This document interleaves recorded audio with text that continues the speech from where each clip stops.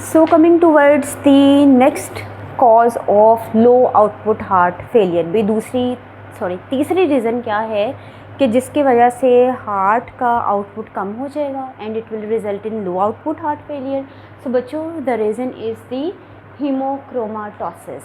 जी, cardiac myopathies की third example आपके पास आ गई हीमोक्रोमाटोसिस की। ठीक है जी, इसमें क्या होगा, हीम रिप्रेजेंट हो रहा है ना, heme is representing but this is representing iron.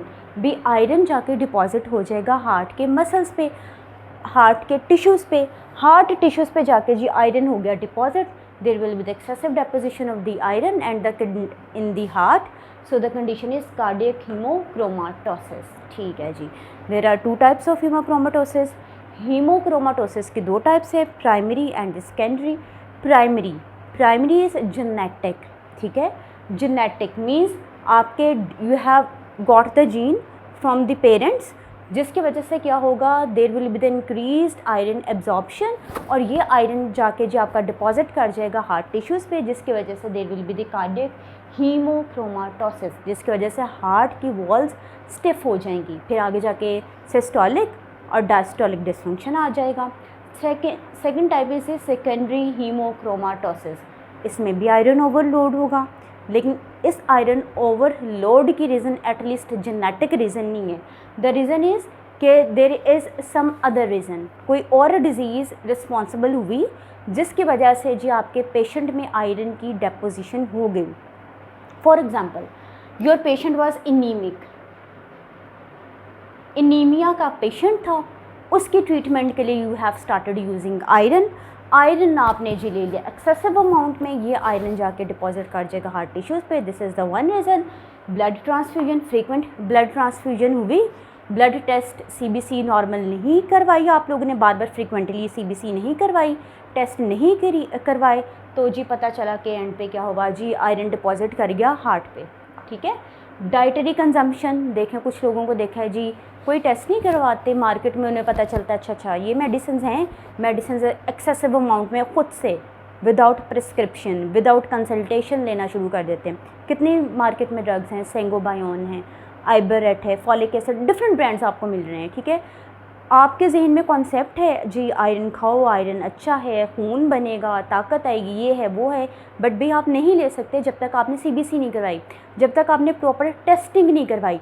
अगर इस तरह से आप आयरन लेना शुरू कर रहे हो तो आयरन, अच्छा ये मैं भी डाइटरी के अलावा बात करूँ, टैबलेट्स की, ड्रग्स की बात भी कर रही हूँ। ठीक है, फूड के अलावा बात कर रही हूँ। ठीक है, तो आपने जी ड्रग इनटेक आपका इतना आ गया कि उस ड्रग ने क्या किया कि आयरन डेपोजिशन करवा दी। अच्छा, आप अपना टेक्स्ट देख रहे हो, इधर लिखा है डाइटरी कंजम्पशन, यहाँ ऑथर बेसिकली रेफ़र आपके ड्रग्स को ही कर रहा है फर्स्टली। ठीक है, अच्छा मज़ीद डिटेल में नहीं जा रहे।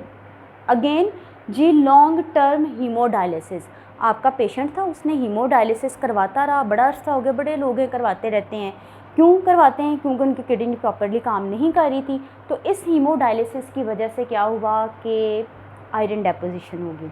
भाई हीमोडायलिसिस कैसे आयरन डेपोजिशन करवा सकते हैं? सो रीज़न डिस्कस करते हैं। हीमोडायलिसिस जी आपकी किडनी काम नहीं कर रही, नाउ डॉक्टर हैज़ रिकमेंडेड कि अब आपने करवानी है हीमोडायलिसिस।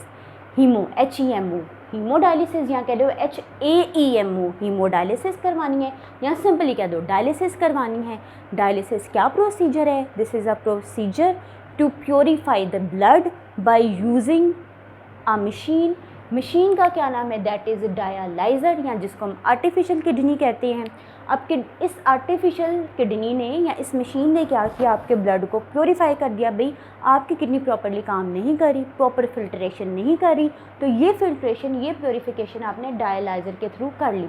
अब डायलाइज़र मशीन है ना, तो ज़ाहिर उस मशीन में से ज़ाहिर ब्लड पास करना है, तो उस मशीन में क्या होगा, at the end of the dialysis machine में, डायलाइज़र में कुछ ना कुछ ब्लड रह जाएगा। तो भाई ब्लड रह जाएगा तो ये भी तो ब्लड लॉस हो रहा है ना, आयरन ब्लड लॉस हो रहा है। ब्लड में क्या आरबीसीज़ में क्या हीमोग्लोबिन है, हीमोग्लोबिन के साथ क्या अटैच है? ऑक्सीजन अटैच है। हीमोग्लोबिन क्या? आयरन ही है ना। ठीक है, तो there will be the iron loss over the time. Iron loss होना शुरू हो गया, आप डायलिसिस कराते रहे, आहिस्ता आहिस्ता क्या हो गया कि पता चला जी कि आयरन की कमी हो गई। अब डॉक्टर ने क्या रिकमेंड कर दिया, ज़्यादा कमी होगी। अच्छा जी, इन्फ्यूजन्स रिकमेंड कर दी, सप्लीमेंट्स रिकमेंड कर दिए।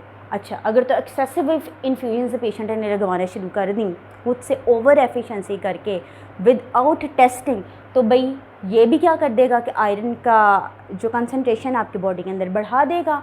आयरन सप्लीमेंट्स आप एक्सेसिवली यूज़ करेंगे तब भी आयरन का ओवरलोड हो जाएगा बॉडी के अंदर।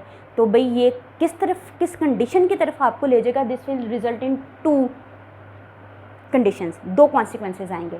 ऑक्सीडेटिव स्ट्रेस हो जाएगा, that is not good. Reactive oxygen species के कॉन्सेप्ट में कितना इसको हमने डिस्कस किया है। सेकेंडली क्या होगा, there will be the induction of mononuclear cell adhesion. ये जी क्या करेंगे, कहाँ एडहेयर कर जाएंगे जाके mononuclear cells to the endothelial cells. अच्छा, अब ये this is very important step in atherosclerosis, we have not discussed this, ठीक है।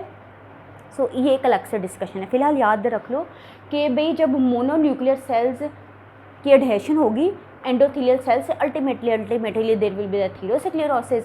तो ज़ाहिर एथेरोस्क्लेरोसिस होगी, हार्ट तक क्या आपका ब्लड जाएगा। एथेरोस्क्लेरोसिस प्रोसेस है जिसमें फ़ैट लिपिड डिपॉजिट कर जाते हैं, प्लेक डिपॉजिट हो जाता है आपकी वेसल्स के अंदर। हार्ट की बात करें, चलो कॉरोनरी आर्टरीज़ की एग्जांपल ले लो, वहाँ पे डिपॉजिट हो गया तो क्या हार्ट को ब्लड जाएगा, प्रॉपर्ली नहीं जाएगा, इस्कीमिया हो जाएगा। ज़रा ब्लड फ्लो नहीं जा रहा, ब्लड के अंदर ऑक्सीजन नहीं जा रही, इस्कीमिया हो जाएगा, यानी कि कार्डियोवैस्कुलर डिजीज़ होगी।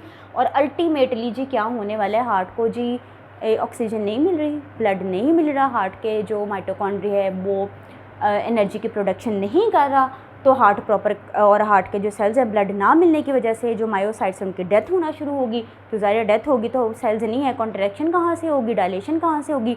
कॉन्ट्रैक्शन नहीं हो रही तो there will be the decrease in cardiac output कम होगा, तो it means you are suffering from the low output heart failure. Okay, अच्छा ये डिस्कशन कर ली। अब जी आ जाओ के ओके, आयरन है ना डिपॉजिट कर गया, सारी डिफरेंट कंडीशंस की तरह इसके अंदर भी ये है कि डिपॉजिट कर गया, आपके मसल्स की हो जाएगी स्टिफनेस।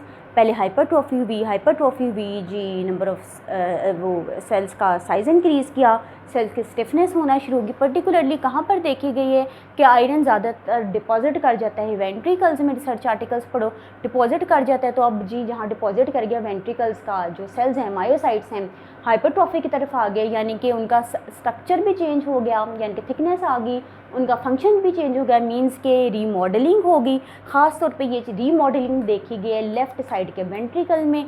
तो इसकी वजह से there will be the systolic and diastolic dysfunction, ज़्यादा स्टिफनेस आ गई। तो ड्यूरिंग दैट डायस्टली हार्ट कैसे फिल करेगा ब्लड को, ड्यूरिंग द सिस्टली हार्ट कैसे कॉन्ट्रैक्ट करेगा ब्लड को। तो भाई इससे क्या होगा, there will be the low cardiac output and ultimately there will be the low output heart failure. अच्छा एक और चीज़ याद करना, सिर्फ कॉन्ट्रैक्शन ही इफेक्ट नहीं हो रही, सेम इस कंडीशन में भी कंडक्शन भी इफेक्ट हो रही है। बाज़ दफ़ा पेशेंट में कंडक्शन इफेक्ट हुई ना, किसी किस्म का भी रिस्पॉन्स आ सकता है। बाज़ पेशेंट्स में देखा गया कि ब्रेडिकार्डिया हो गया। अच्छा एक और कंडीशन कौन सी देखी गई, एट्रियल फिब्रिलेशन, नाम से पता चलना एट्रिया, हार्ट के जो ऊपर वाले 2 चैम्बर्स हैं, यानी कि जो एट्रिया है वहाँ जो बीटिंग होगी दैट विल बी इरेगुलर, ठीक है। सो जी इस कंडीशन का भी कंक्लूजन क्या है कि आयरन ओवरलोड हुआ, आयरन ओवरलोड की वजह से कंडक्शन और कंट्रैक्शन दोनों फैक्टर्स अफेक्ट हो गए।